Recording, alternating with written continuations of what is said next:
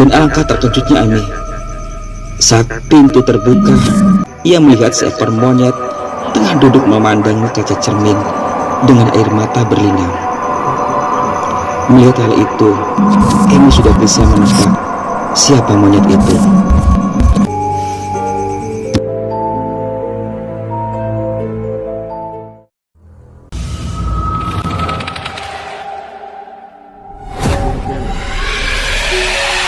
Komplek pemakaman Ki Buyut Banjar yang berada di Desa Bulak, Kecamatan Jatibarang, sejak lama dikenal dengan keberadaan monyet-monyet jinak. Mengenai asal-usulnya masih menyisakan misteri. Secara luas masyarakat percaya jika monyet-monyet itu adalah kutukan prajurit kerajaan Karangkendal, sebagaimana legenda yang berkembang. Mereka mendapat supata alias kutukan dari Pangeran Suryanegara karena ulah para prajurit yang rakus saat peristiwa pembangunan bendungan di Sungai Logangga Krishna. Ajaib, atas kehendak yang maha kuasa, pada detik itu juga seluruh prajurit dari kerajaan Karangkendal itu langsung berubah wujud menjadi monyet berjumlah 41 ekor. Lokasi keberadaan monyet-monyet itu sejak lama dikenal dengan nama Ki Buyut Banjar. Berkaitan dengan jumlah monyet yang 41 ekor itu, menurut Pak Kamsari yang pernah menjadi kuncen di tempat itu menegaskan bahwa memang tak pernah berubah jumlahnya. Artinya, meski ada monyet yang lahir ataupun ada yang mati, jumlahnya tetap 41 ekor seperti sedia kala. Meskipun monyet-monyet di tempat ini berkeliaran dengan bebasnya, namun tak seorang pun yang berani mengusik atau menyakitinya. Alasannya karena penduduk sekitar pekuburan ini khususnya, dan masyarakat Indramayu pada umumnya, sangat percaya bahwa siapapun yang mengganggu monyet-monyet di sana akan mendapat celaka. Menurut Rasidi, salah seorang pedagang yang mangkal di lokasi keramat itu, tanpa bermaksud menakut-nakuti, katanya sejak dulu seringkali terjadi pada orang yang terkena kualat akibat mengganggu monyet-monyet itu. Teman Rasidi, sesama pedagang yang mengaku sudah puluhan tahun mangkal di lokasi keramat Buyut Banjar ini, malah punya cerita cukup mendebarkan. Suatu ketika, pernah ada seorang tamu dari Bandung, di mana pulangnya secara diam-diam mencuri seekor anak monyet dari keramat itu. Peziarah yang mencuri itu memasukkan anak monyet ke dalam karung dan membawanya pulang ke Bandung. Tetapi aneh, keesokan harinya monyet yang dicuri itu sudah ada lagi di komplek pemakaman tersebut, lengkap dengan rantai masih mengikat bagian pinggangnya. Hanya selang beberapa jam kemudian, tiba-tiba saja sebuah mobil ambulan datang memasuki komplek kuburan tersebut. Setelah pintu dibuka, ternyata orang yang kemarin mencuri anak monyet tersebut tengah terbaring tanpa daya di atas tanduk. Setelah diadakan sedikit ritual sebagai ungkapan rasa menyesal dan permohonan maaf yang dipimpin oleh juru kunci dengan memotong seekor kambing hitam, barulah si pencuri yang terbaring tadi dapat berdiri dan segar bugar kembali. Sedangkan daging kambing yang dipotong tadi dibagi-bagikan kepada masyarakat dari kalangan tidak mampu yang tinggal di sekitar lokasi pekuburan tersebut. Hal lain yang diingatkan oleh sang kuncen, janganlah sekali-kali kita menabrak seekor monyet di tempat ini, baik dengan sepeda motor atau dengan kendaraan roda 4. Tetapi kalau sampai terjadi juga meski tanpa disengaja, jangan coba-coba melepaskan tanggung jawab dengan mengambil langkah 1000 dan membiarkan bangkai monyet tergeletak di tengah jalan. Sebab kalau sampai itu dilakukan, hanya dalam hitungan beberapa menit saja dari lokasi menabrak tadi, biasanya si pengemudi akan mengalami kecelakaan dengan akibat yang sama fatalnya dengan yang dialami oleh monyet yang tertabrak. Berdasarkan beberapa peristiwa yang terkadang tak dapat diterima akal itu, Keramat Bukit Banjar ini sejak dulu sering dikunjungi para pendatang dengan berbagai maksud dan tujuan tertentu. Misalnya, agar cepat naik pangkat dan jabatan, enteng jodoh, pengasihan, minta dagangan laris, bahkan menjelang musim ujian sekolah atau kenaikan kelas dulu. Sejumlah pelajar nampak mendatangi tempat ini dengan tujuan agar dapat lulus dan naik kelas. Dan yang lebih parah lagi, dulu lokasi ini juga dijadikan orang untuk minta pesugihan, yang tentu saja dengan konsekuensi yang cukup berat bagi pelakunya. Tak heran jika asal-usul puluhan kera di komplek pemakaman Desa Bulak ini, selain disandarkan pada legenda Pangeran Surya Negara, juga berhembus kabar bahwa monyet-monyet itu diantaranya korban pelaku pesugihan. Terlepas dari mana yang benar, sebuah peristiwa dialami seorang mantan ronggeng terkenal di wilayah Indramayu puluhan tahun silam. Berikut kisahnya.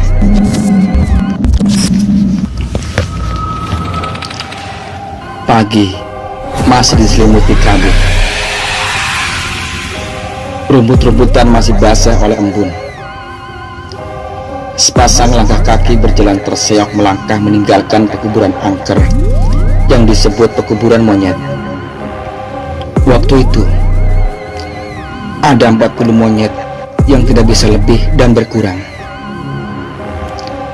Orang yang berjalan melewati jalan setapak yang masih tertutup embun itu tak lain adalah Emi. Ia berjalan gelisah menengok kiri kanan karena takut ada yang melihat dan pasti orang akan mengenali dirinya. Kalau dipikir, betapa mengenaskan sekali bila Emi Rarasakti harus datang ke pekuburan angker itu yang konon katanya tempat persekutuan. Dan 40 monyet itu adalah sebagai akibat orang-orang yang mengadakan persekutuannya waktu dulu. Karena itu, orang tak lagi ada yang berani melakukan persekutuan di makam angker ini. Tapi Emi begitu nekat. Bagaimana tidak nelangsa sekali? Sebab siapa sih di wilayah Jatibarang yang tidak mengenal Emi Rarasakti, mantan ronggeng yang dulunya selalu jadi buah bibir para lelaki. Ronggeng cukup cantik, bertubuh bongsor itu memang sangat menggairahkan bila goyang di panggung, sehingga Pak Kuwu sendiri pernah tergila-gila dibuatnya. Emi tahu bahwa Pak Kuwu akan sungguh-sungguh menceraikan istri-istrinya demi mendapatkan cinta Emi, si danggong cantik bertubuh aduhai ini. Bila diingat-ingat, lebih dari 10 orang kaya yang tinggal di 3 wilayah seperti Indramayu, Kuningan, dan Cirebon yang ikut berlomba mendekati si danggong cantik Emi. Namun betapa malangnya, Emi lebih memilih Mahdi yang dibilang pas-pasan isi kantongnya. Mungkin itu adalah cinta murni Emi terhadap Mahdi. Begitupun cinta Mahdi tak mempersoalkan status Emi yang janda beranak satu. Buah dari hubungan cinta mereka berlanjut ke pelaminan, dan upacara pernikahan cuma sederhana saja. Namun kejadian itu justru membuat para penggemar Emi membludak datang untuk mengucapkan selamat. Walau sebenarnya lebih dikatakan rasa kecewa para penggemarnya, tapi apa mau dikata? Ada juga beberapa lelaki yang merasa kecewa karena cintanya bertepuk sebelah tangan, lalu mengadakan ulah mabuk-mabukan dan membuat kericuhan. Namun berkat kesigapan keamanan wilayah, Hal itu dapat teratasi hingga Mahdi dan Emi memasuki kamar pengantin. Di kamar pengantin itu, mereka mencurahkan semua gelora cinta yang membludak. Hari-hari yang dijalani Emi dan Mahdi dilalui dengan penuh keceriaan dan kesederhanaan, jauh dari kehidupan glamor seperti yang pernah digeluti Emi sebelumnya.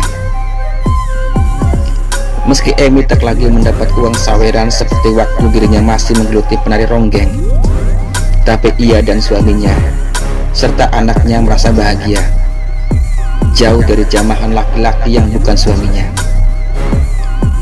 Meski sang suami bekerja di luar desa, tapi tiap minggu sekali sang suami pulang dan membawa rezeki, sehingga kehangatan tetap terjaga. Emi berharap kebahagiaan itu tidak pernah pupus dimakan waktu. Namun, harapan tak selamanya terwujud jadi kenyataan. Kebahagiaan yang dirasakan Emi tak selamanya mulus. Badai cobaan kembali datang. Yah, belum juga genap 3 tahun. Perkawinan keduanya mulai goyang. Mahdi yang sering pulang ke rumah seminggu sekali menjadi sebulan sekali. Bahkan yang miris, uang belanja yang diberikan sang suami mulai dibatasi. Pertengkaran kerap terjadi, sebagaimana yang terjadi hari itu saat suami pulang. "Pak, apa-apaan ini? Sudah pulang sebulan sekali, jatah uang belanja kok berkurang lagi?" protes Emi pada suaminya. "Sabar, Ma. Perusahaan tempat Papa kerja sedang mengalami krisis." "Apa itu bukan suatu alasan yang Papa buat-buat?" protes Emi. "Tidak, Ma. Di perusahaan Papa sekarang banyak mem-PHK pekerja. Beruntung Papa masih dipakai walau gaji berkurang." Begitulah alasan yang diucapkan Mahdi sewaktu pulang. Awalnya Emi masih maklum. Dia pun berusaha menghemat sebisa mungkin jatah uang yang diberikan suami, meski nominalnya terbatas. Namun yang lebih parah, sekarang Mahdi sendiri benar-benar tak pulang-pulang. Salahnya dulu, Emi begitu tak peduli di mana Mahdi bekerja, sehingga kini dirinya merasa bingung, tak tahu kemana harus mencari Mahdi yang kabarnya lenyap bagaikan ditelan bumi. Sedangkan saat itu Siti putrinya sedang menginjak remaja dan butuh banyak biaya. 3 bulan lebih Mahdi tak datang. Tentu saja tak lagi mengirim uang belanja, sehingga Emi mau tak mau menjual sisa perhiasannya. Dan lama-kelamaan habis juga. Sawah yang diharapkan bisa menopang hidup juga gagal panen. Di musim panas, air sangat susah didapat. Sempat juga Emi berpikir untuk kembali terjun menjadi ronggeng seperti dulu. Namun dengan kondisinya yang sekarang, Emi merasa minder. Apalagi kini muncul ronggeng-ronggeng baru yang muda-muda, cantik, dan tentu saja lebih menarik.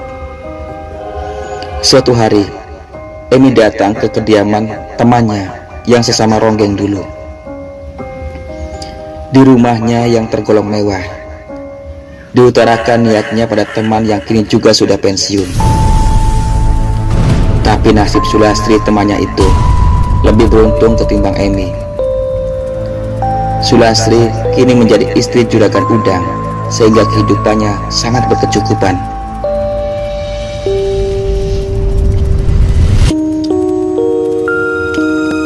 Kalau kita yang sudah kadaluarsa ini mau kembali lagi menjadi ronggeng, rasanya susah, Kita tidak akan mampu menandingi ronggeng-ronggeng muda dan cantik-cantik itu, kata Sulastri. Itu kan gampang, kayak kamu gak pernah pakai susuk saja. tugas Emi. Pakai susuk pun kurasa juga sia-sia, karena mereka, ronggeng-ronggeng muda itu pun juga memakainya. Bahkan mungkin lebih ampuh dari susuk yang kita miliki. Kecuali Sulastri tidak melanjutkan ucapannya. Kecuali apa, Tri? Tanya Emi penasaran. Ada satu cara yang paling ampuh, dan cara ini adalah jalan pintas agar bisa mengalahkan para ronggeng muda itu. Tapi kayaknya nggak mungkin deh. Nggak mungkin? Nggak mungkin kenapa, Tri? Lagi-lagi Emi tambah penasaran dibuatnya. Kemudian Sulastri menjelaskan panjang lebar. Begini, En, aku akan bercerita tentang kepercayaan masyarakat dulu, bahwa seseorang yang melakukan persekutuan di perkuburan angker di Kecamatan Jatibarang bisa terkabul segala permintaannya, walaupun permintaan itu mustahil. Kalau benar cerita para sepuh, dulu ada seorang bernama Mbah Minah. Ia pernah kepingin jadi ronggeng terkenal. Mbah Minah lalu meminta pakaian ronggeng di perkuburan angker Buit Banjar itu. Nah, anehnya, setelah Mbah Minah mengenakan pakaian itu, ia lantas berubah menjadi ronggeng yang benar-benar sangat cantik, seperti bidadari. Sudah tentu akibatnya banyak lelaki yang berebut menggait cinta Mbah Minah. Bahkan di antara mereka ada yang saling bunuh untuk mendapatkannya. Padahal Mbak Minah itu sudah tua dan terkesan peot. Demikian cerita Sulastri, sebagaimana yang ia dengar dari para sepuh di Jatibarang. Wah, sungguh aneh bin ajaib dong, puji Emi. Bukan aneh lagi, bahkan kabarnya Mbah Minah yang peot itu sempat digilir 7 lelaki dalam satu malam, tambah Sulastri. Ya, demikian, tidak seperti sekarang. Kawasan perkuburan Banjar di Desa Bulak banyak dikunjungi orang untuk berwisata, menyaksikan puluhan kerah yang lucu. Berbeda dengan puluhan tahun silam, kawasan ini terkenal angker dan banyak dimanfaatkan oleh orang-orang untuk tujuan sesat. Dan tentunya masih banyak cerita-cerita menakjubkan seputar keangkeran kuburan yang dijadikan tempat persekutuan di Desa Bulak tersebut. Hal inilah yang membuat Emi secara diam-diam nekat datang malam-malam ke tempat kuburan angker itu. Singkat cerita, setelah bertemu dengan seorang kuncen dan mengadakan ritual yang dibutuhkan, tiba-tiba muncul kilatan petir dan angin deras berhembus. Kemudian samar-samar muncul sosok tubuh tinggi hitam dan berbulu. Emi yang telah pasrah dan tahu apa saja yang bakal dihadapinya nanti dari penjelasan sang juru kuncen tadi, hanya diam saja saat sosok kera besar itu menggotong tubuhnya yang sedikit kurus namun masih molek itu. Pertama, Emi merasakan tubuhnya digotong ke dalam semak-semak belukar. Area semak dan rumput liar itu kemudian berubah menjadi sebuah taman indah. Di situ berdiri sebuah bangunan megah. Emi masih tersadar dan pasrah saat dirinya dihempaskan di ranjang indah. Lalu tubuhnya ditindih dan dicumbu oleh kera besar itu. Sesudah tubuh molek itu menggelinjang, akhirnya Emi pun pingsan. Saat fajar tiba, Emi terjaga. Di sekitarnya tak lagi dijumpai taman indah. Kini Emi berada di semak-semak dalam keadaan telanjang bulat. Ia Ia secepatnya mengenakan pakaiannya kembali. Saat itulah ia melihat cahaya yang berasal dari sepasang pakaian yang tergantung di cabang pohon Kamboja. Saat Amy meraih dan mengambilnya, cahayanya terlenyap seketika. Singkat kata, Amy pun pulang ke rumahnya. Sampai di kamarnya itu, Amy yang kelelahan langsung merebahkan diri dan tertidur. Seperti biasa, ia tidak pernah mengunci kamarnya. Saat itu dengan rasa sayang, Amy meletakkan pakaian indah yang diperolehnya dari persekutuan semalam di sampingnya. Karena ngantuk dan lelah, Amy pun tidak memikirkan akibatnya jika pakaiannya itu dilihat, bahkan dipakai oleh orang lain tanpa membaca mata terlebih dahulu. Amy tak tahu jika hal itu terjadi akan berakibat fatal bagi yang memakai selain dirinya. Telah seminggu ini, Siti, putri Amy, merengek minta dibelikan baju baru. Karena tak ada uang dan tidak ada yang bisa dijual lagi, terpaksa Amy hanya bisa menjanjikan saja. Nah, pagi itu, saatnya Siti menagih janji mamanya. Mulanya, Siti mengetuk pintu kamar mamanya. "Ma? Mama? Ma?" Karena tidak ada sahutan, Siti membuka pintu kamar mamanya. Dan alangkah terkesimanya Siti melihat pakaian indah yang diletakkan di pembaringan sebelah mamanya yang tertidur kelelahan. Siti mengira pakaian indah itu adalah miliknya yang baru dibelikan mamanya itu. Dengan senang hati, Siti membawa pakaian indah itu keluar kamar. Saat itu, Makbirah, pembantu setia keluarga itu, tengah menyiapkan makan pagi. Ia didatangi Siti. "Bagaimana, Mak? Pantas tidak pakaian ini dibuat saya?" Makbirah yang sibuk membenahi makan pagi itu cuman mengangguk saja. Kemudian Siti membawa pakaian itu ke kamarnya. Amy bangun saat jam sudah menunjukkan angka 12 siang. Ia sangat terkejut saat pakaian yang didapatinya dari persekutuan gaib di kuburan tak ada lagi di sampingnya. Lalu ia tergesa keluar dari kamarnya. "Makbirah, kamu kemanakan pakaian saya itu?" tanya Amy. "Pakaian yang mana, Nyi?" jawab Makbirah balik. "Loh, yang tadi saya letakkan di ranjang samping?" tanya Amy lagi. "Oh, itu. Tadi pagi kalau nggak salah, Neng Siti mengambilnya," jelas Makbirah. Mendengar penjelasan Makbirah, tentu saja Amy terkejut bukan main. Terus kemana Siti, Mak?" tanya Amy panik. "Tadi sih masuk ke kamarnya," jawab Makbirah. Amy secepatnya menuju kamar putrinya.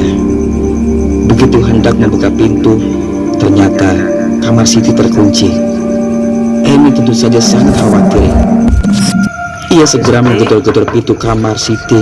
Saya memanggil-manggil namanya, membujuk agar Siti segera keluar dan menyerahkan baju itu. Tapi seolah di dalam sepi, tak ada jawaban apa-apa.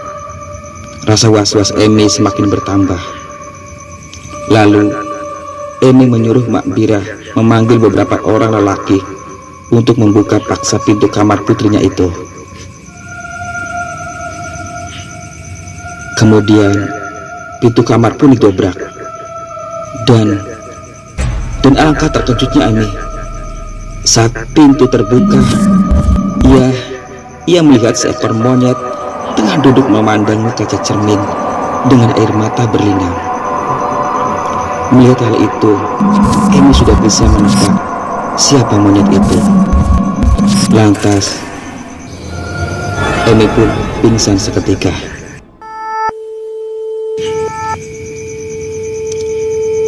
Singkat cerita, keesokan harinya, Emi membawa monyet jelmaan putrinya itu ke makam angker, tempatnya bersekutu di sebuah perkuburan di salah satu desa di kawasan wilayah Jatibarang. Di tempat itu, Emi menceritakan perihal putrinya kepada sang kuncen dengan linangan air mata. Tapi ibarat nasi sudah menjadi bubur. Juruk kunci itu sendiri tak bisa berbuat apa-apa. Katanya putri bos sendiri yang harus bisa membaca mantra pemakaian baju itu. Jika mampu, dia kembali menjadi manusia. Tapi kalau tidak, ya begini akibatnya. Jelas Juruk kunci kepada Emi. Dan kenyataannya, putri Emi hingga saat ini telah menjadi kera yang ke-41. Konon, menurut cerita, kera-kera itu tak bisa kurang dan tak bisa lebih jumlahnya. Sekedar penjelasan kembali, mungkin kisah ini tidak sesuai dengan keyakinan masyarakat selama ini tentang keberadaan kera-kera di perkuburan bulak. Tapi apa yang disajikan dalam kisah di atas bersumber dari salah seorang sesepuh Jatibarang dan pernah terjadi puluhan tahun silam. Sejatinya tak ada yang mustahil di mata Allah SWT. Sebagai pelajaran bagi manusia agar lebih mempertebal keimanannya. Wallahu a'lam.